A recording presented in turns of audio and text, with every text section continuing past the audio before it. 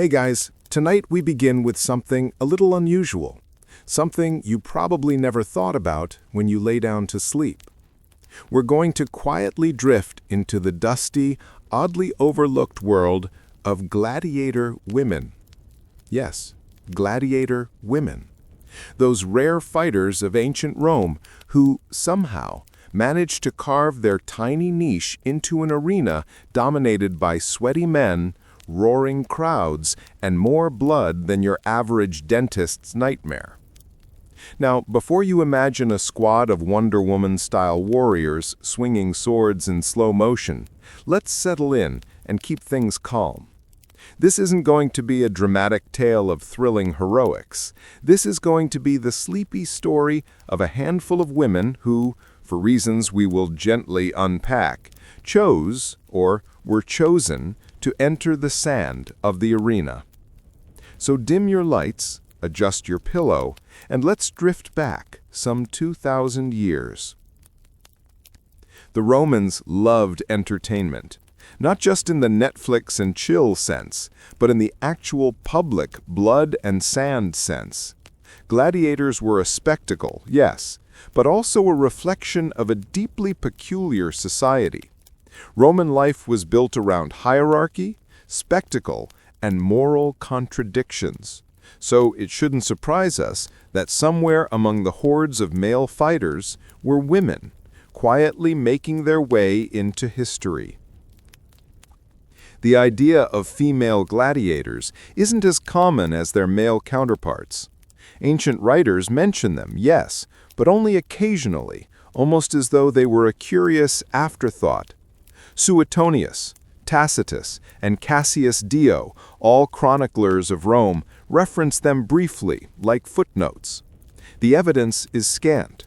But that scarcity, ironically, is what makes their stories so oddly soothing for bedtime. Unlike men who trained for years, often as slaves or prisoners, the women of the arena appear to have been a strange mix of volunteers and novelty acts. Some were enslaved combatants, forced into the spectacle. Others seem to have stepped forward for reasons unknown, perhaps for pay, perhaps for status, or perhaps because they had nowhere else to go. And in some cases, perhaps just for the curiosity of the crowd. Let's float over to the first recorded mention. In the annals of Roman history, Tacitus writes of an event in the reign of Emperor Domitian, late 1st century AD. In the Colosseum, Rome's grand temple to human entertainment, there were female fighters, gladiatresses, who faced each other and sometimes animals. The term itself, gladiatrix, is rare. It crops up only a handful of times.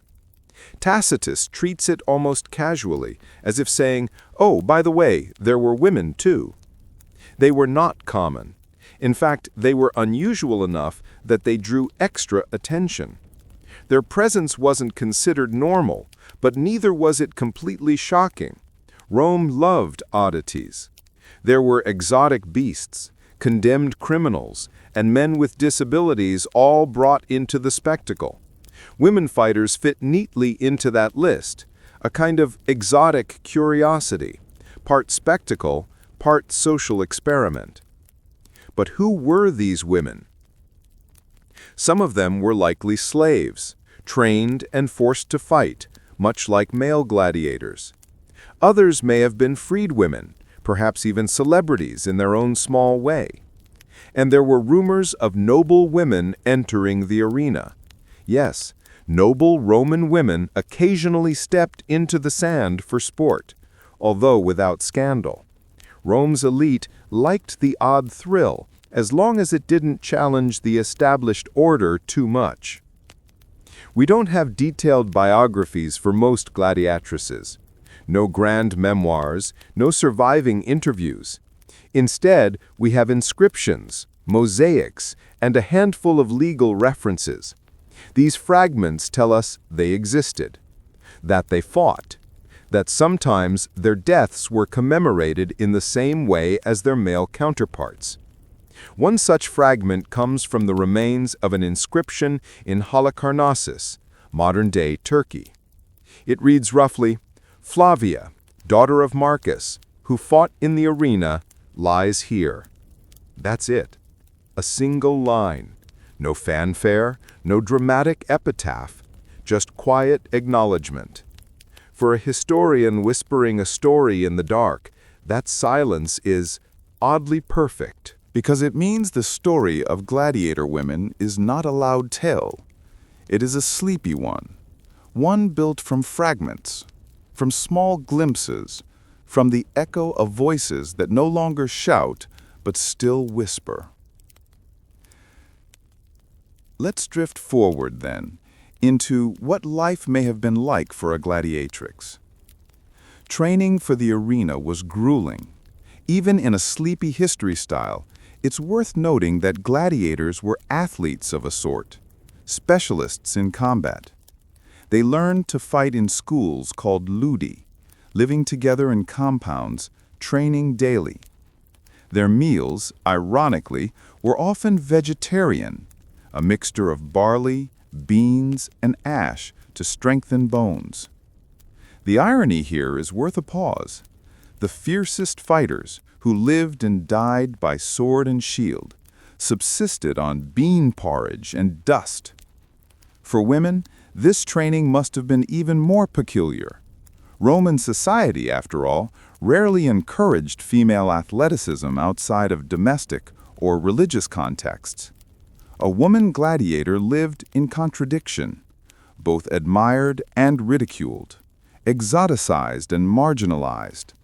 They were both a spectacle and a curiosity. Their lives would have been marked by physical discipline, but also by an odd social invisibility.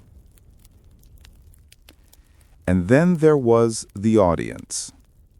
Crowds at the Colosseum were not silent. They reacted to every movement. To a female gladiator, entering the sand was to witness something extraordinary. Not just a fight, but an inversion of the expected order. Roman men who came to watch were used to seeing women in private spaces, or in roles defined by modesty and obedience. In the arena, those rules dissolved. The crowd cheered. Some jeered. Others simply stared, unsure of how to react. And that, perhaps, was the point. The presence of gladiator women was a quiet reminder that even Rome, with its rigid hierarchies, occasionally allowed for exceptions. We'll linger here for a moment, letting that thought sink in, not because it's dramatic, but because it's strangely soothing. History isn't always a roaring story. Sometimes it's a soft, curious hum. Before we drift to next, let's note something about the ending of these women's careers. Few survived long enough to retire comfortably. Most gladiatrices, like their male peers, fought until injury, old age, or death took them away from the sand. Retirement was rare, fame was fleeting, and memory was even rarer. Their legacy is mostly dust and stone, mosaics showing armed women, brief lines in ancient texts, the faint suggestion of lives lived in the shadow of the arena. And that's where we'll pause tonight. Not with a bang, not with a dramatic ending, but with a gentle, almost inaudible sigh.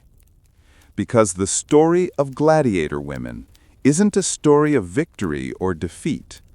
It's a story of quiet endurance, of lives lived in fragments. Welcome back. Let's gently wander deeper into the quiet story of gladiator women. We've already floated over the idea that these fighters existed, rare, curious figures in the arena. Now, let's lean into the small number of women whose names have stubbornly survived the passage of time. Names that somehow cling to stone and parchment, whispering across centuries. One of the earliest known examples comes from a mosaic in the ancient city of Trier in modern Germany. It shows two female fighters, swords drawn, in the middle of a match. The mosaic names them as Amazon and Achillea. Not very Roman names, which is interesting. Perhaps they were stage names, part of the theatrical nature of the arena. The Romans loved spectacle, and gladiatorial combat was as much performance as sport. Giving women exotic names may have been part of the show. The names themselves are telling. Amazon recalls the warrior women of Greek legend. Achillea obviously nods to Achilles, the most famous Greek warrior. So already we see the subtle layering of meaning. These were not just fighters. They were theatrical symbols, embodying ideas of bravery, strangeness, and novelty. And there's something quietly beautiful about that. Even in a violent arena, there was space for artistry, for myth. Gladiator women may not have been legion, but their presence carried a certain poetry. Another name that drifts out of antiquity is Mevia. She appears in the writings of Cassius Dio, who mentions her fighting under Emperor Domitian. According to Dio, Mevia was both fierce and strangely deliberate in her appearance, adorned in golden armor and entering the arena as much for spectacle as for combat. Her story is fragmentary, but the image it leaves is clear. She was not simply a gladiator, she was a performance. And that's a pattern we'll keep finding. Gladiator women often seem to have been as much about performance and curiosity as they were about actual fighting. Rome treated them as rarities, part of a roster of wonders. Exotic animals, unusual combatants, and grand public games were all part of a kind of public theater, and female fighters fit neatly into that tradition. It's worth noting here that the very existence of named gladiatrixes suggests something remarkable. Most gladiators, especially women, were anonymous. They left no mark on history. Their names, if they had them, vanished long before we could hear them. So the names that survive must have meant something to the Romans. Perhaps they were champions of note, or perhaps their novelty made them memorable enough for chroniclers to record them. Either way, these women, whose lives we only glimpse in fragments, lived in contradiction. They were both celebrated and marginalized. They fought for survival, but their survival was fleeting. They were recorded in stone and scroll, but only rarely. And when they died, they were often forgotten. Which brings us to another point worth lingering on: the purpose of female gladiators. Were they purely for spectacle, a kind of novelty act for the crowd, or did they serve a deeper cultural purpose? Some historians argue that female gladiators challenged Roman ideas about gender. In a society where women were meant to be modest, domestic, and obedient, these women stepped into a world of violence and public display. That was a kind of rebellion, even if unintentional. But that rebellion was always framed within spectacle. Rome never gave them equality in the arena. They were curiosities, exceptions, attractions. Let's drift over to another small but telling detail. In Roman law, there were restrictions about women participating in certain public spectacles. Emperor Domitian, for example, appears to have explicitly permitted women to fight in the arena, but also to limit it. Their participation was rare enough to be noteworthy, but regulated enough to remain an anomaly. That means female gladiators lived in a strange legal and cultural twilight. They were allowed, but only under certain circumstances. They existed, but they were exceptional. And that is exactly the tone of their legacy: faint, fragmentary, strange. We can also wonder about their daily lives. What was training like for them? How were they housed? Did they form bonds with other gladiators? We know from the broader history of the arena that gladiators lived in tight quarters called ludi, schools where they trained under strict conditions. They ate together. They trained together. They fought together. It's not hard to imagine gladiator women doing the same, though with certain added complexities. They may have faced particular scrutiny. Roman attitudes toward modesty meant female fighters probably had to navigate additional social pressures. Their training, their appearances, their very existence in the arena would have been subject to gossip, moralizing, and occasional censure. And yet, they carried on. They fought. They became part of a tradition that was fleeting but real. One last note before we rest for this part. The death of a gladiator was often public, ritualized, and final. Female gladiators were no different. When they fell, their end was both spectacle and erasure. Their names might live on in an inscription, a mosaic, or a fleeting comment in an ancient text, but their stories, for the most part, slipped quietly away. Welcome back, friends. Let's drift gently into the quieter corners of history again, to imagine what life might have been like for a gladiatrix inside the arena. We know the arena was not just a stage, it was a world. A dusty, noisy, slightly awkward world where spectacle and survival mixed together. For women, this world was even stranger, because they were exceptions in an already strange profession. Training was the foundation. Gladiators trained relentlessly, and gladiator women were no different. They lived in ludi, training schools, usually under the watchful eye of a lanista, the manager and trainer. These ludi were not pleasant places. They were hard, regimented, and filled with competition. Food was sparse, and life was physically demanding, but it was also strangely communal. Gladiators ate together, trained together, and slept together in long barracks. For a woman, training would have carried additional layers. Roman society placed heavy restrictions on female behavior, and women in the arena existed outside those norms. That may have added a layer of pressure. Training wasn't just physical preparation. It was also navigating the gaze of an audience that found female fighters both fascinating and unsettling. And then there was the spectacle itself. Female gladiators were not a common sight. In the Colosseum, their appearances were rare enough to be considered novelties. Crowds often expected something theatrical, not just a fight, but a performance. Women entered the sand not only to duel, but to embody something unusual, even symbolic.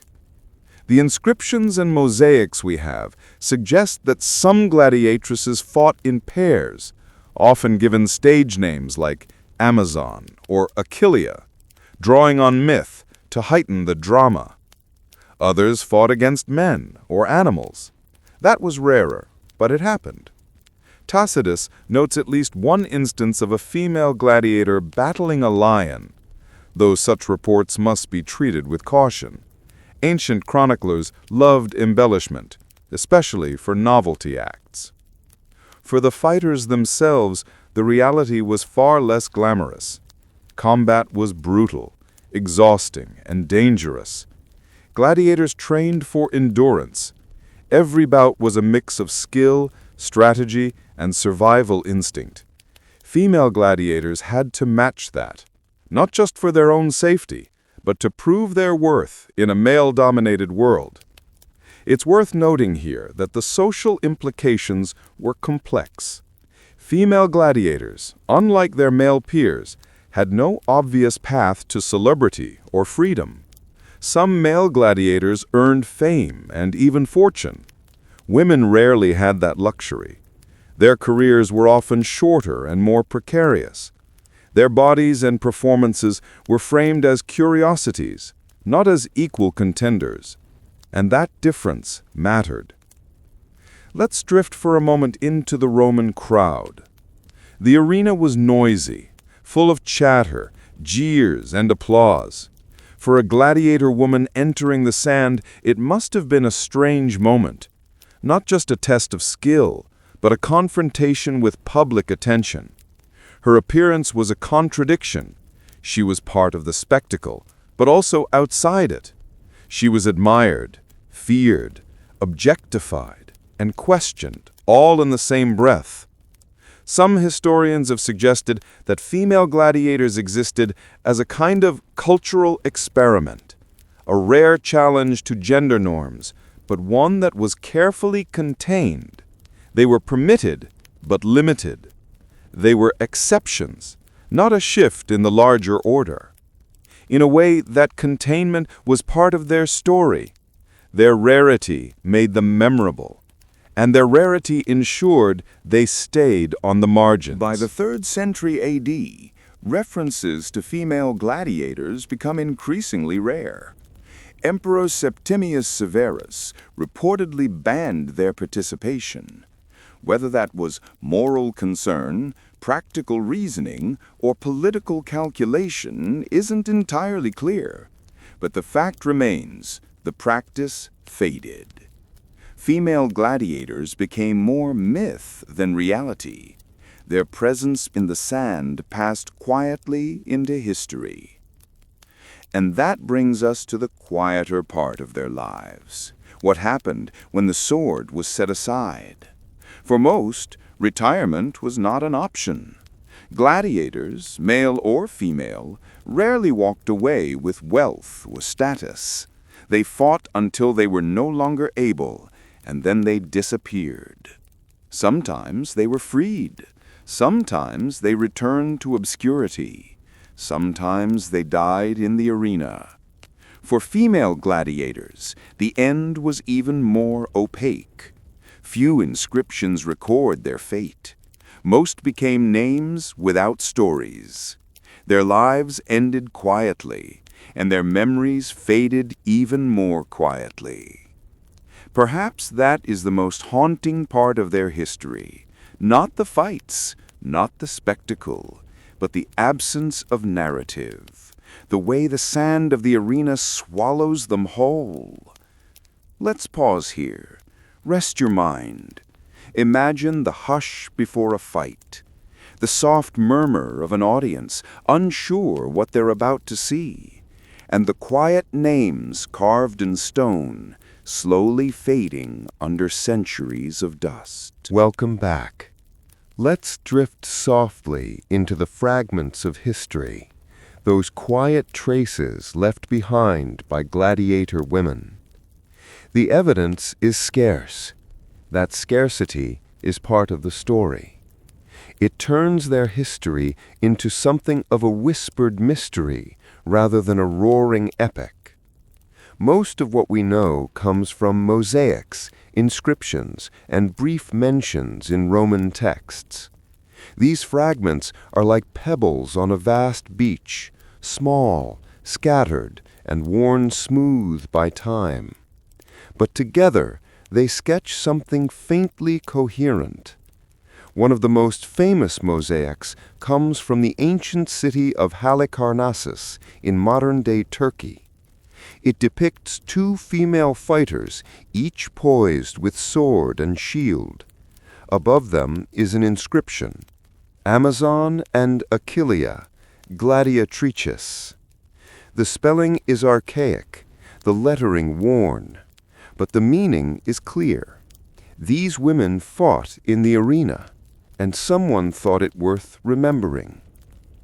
Another example comes from an epitaph in Ostia Antica near Rome. It reads simply, Flavia, daughter of Marcus, who fought in the arena. No details of her life, no boast of victories, just a quiet acknowledgement. That silence feels deliberate.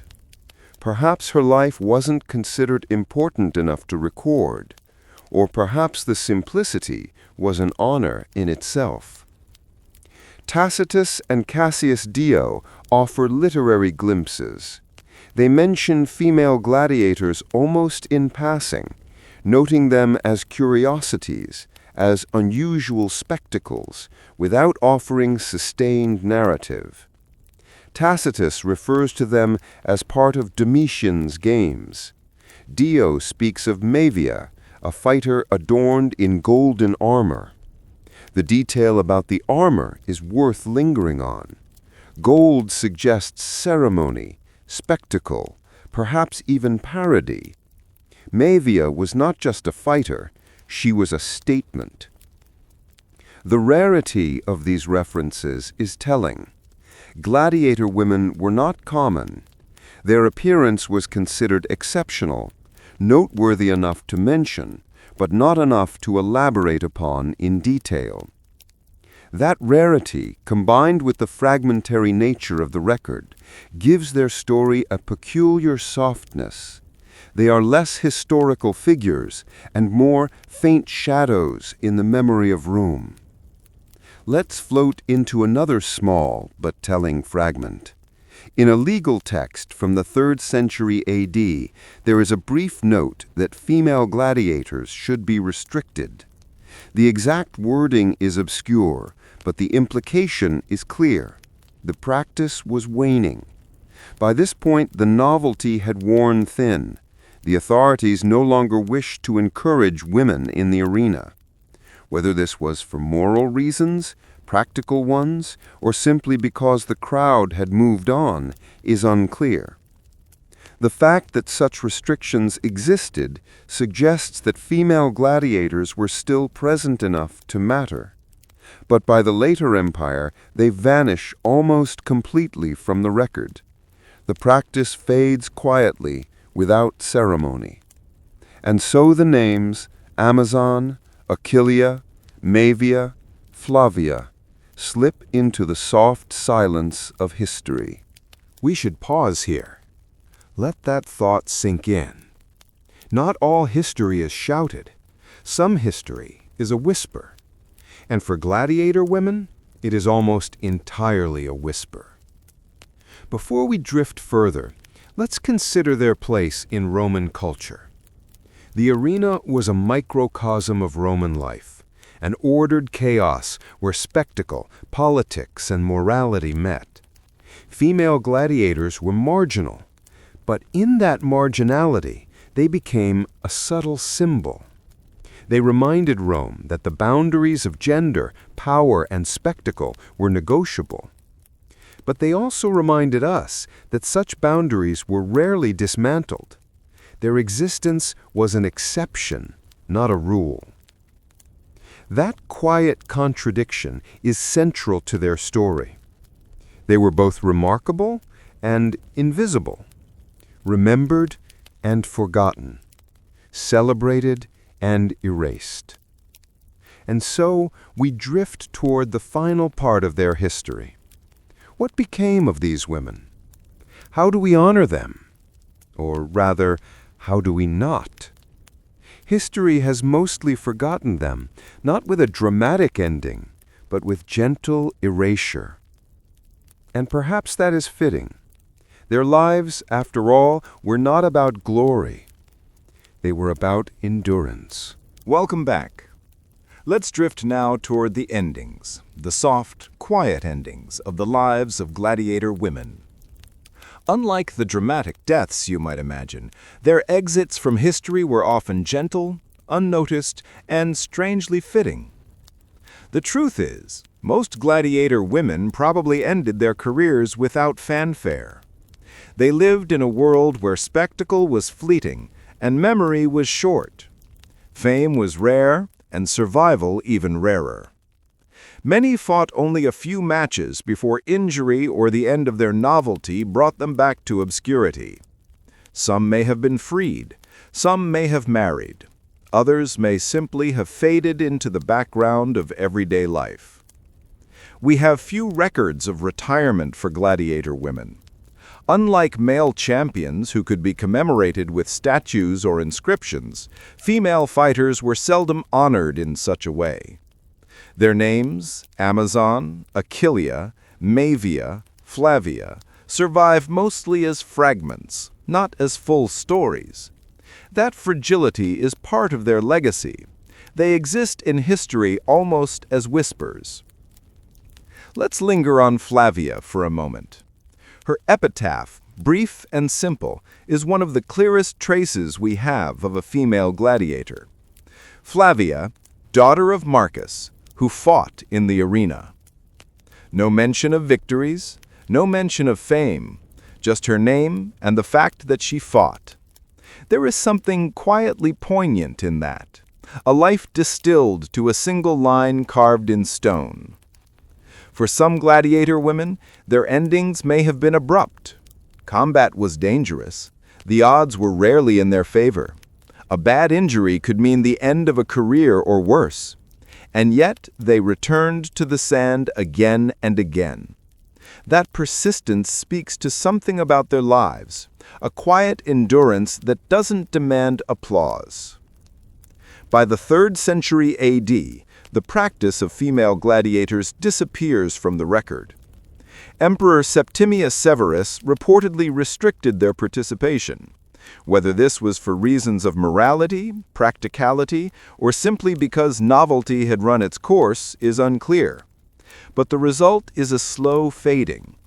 Gladiator women ceased to be part of Roman spectacle. They became part of the past. And with that disappearance comes a kind of quiet erasure. Their names survive only in fragments. Their lives survive only in hints. The story of gladiator women ends not with a dramatic flourish, but with a slow, silent fading into dust. There is a certain poetry in that. History often works this way, not as a series of grand conclusions, but as a gradual softening. The roar of the crowd dies away. The sand is swept clean. The names carved in stone weather into obscurity. And that is how we are left with the story of gladiator women, not as a loud epic, but as a gentle echo. They were part of the spectacle, but also apart from it. Their lives were brief interruptions in the long history of the arena. And when they ended, they left behind fragments, mosaics, inscriptions, a few passing words in dusty texts. Their story is a quiet one. And perhaps that is what makes it worth telling tonight, because in their quietness lies something oddly comforting. History is not always about grand narratives. Sometimes it is about whispers, about shadows, about lives that slip gently away, leaving only fragments for us to remember. So let's rest here with that thought. Imagine the hush of the Colosseum after the crowd has gone home, the sand swept smooth, the name of a gladiator woman carved faintly in stone, and the quiet endurance of a story that survives only in whispers.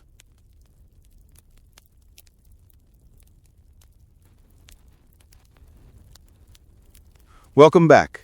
Let's drift slowly now toward the very end of our journey through the quiet world of gladiator women. Their lives, as we've seen, were brief flickers in a larger history, small flashes of steel and sand in a world built for spectacle. And when they ended, they vanished quietly. Few names survived, fewer still left stories. But perhaps that is part of their lasting charm. They are history's quiet interruptions, the shadows at the edge of the grand arena. We remember them not because they changed history, but because they quietly resisted its shape. They existed despite boundaries. They stepped into a space that rarely belonged to them, even if only for a moment, and that makes them oddly timeless.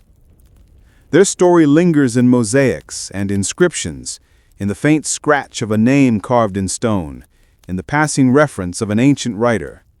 They exist in the silence between the noise of history. And perhaps that silence is the truest part of their legacy. History is often told as a series of loud, dramatic events, wars, revolutions, speeches. But sometimes history is quiet.